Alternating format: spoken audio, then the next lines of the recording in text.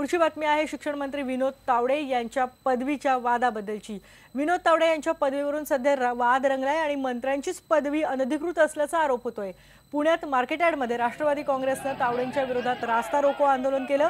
मंत्र्यांची पदवी बोगस आहे आणि त्यामुळे तावडेंनी ताबडतोब राजीनामा द्यावा अशी मागणी सुद्धा या आंदोलकांनी केली आहे।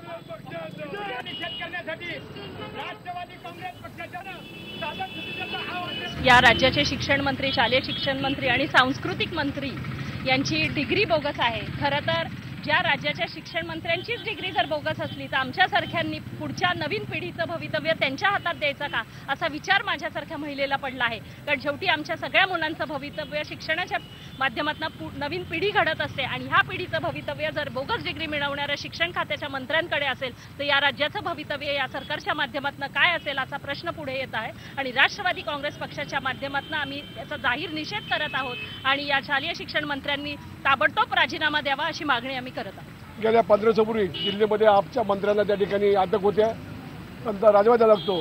तर खऱ्या अर्थानं भाजपला नैतिकता असेल त्यांनी की महाराष्ट्र आणि सांस्कृतिक विषय, महाराष्ट्र आगळीवेगळी परंपरा आहे।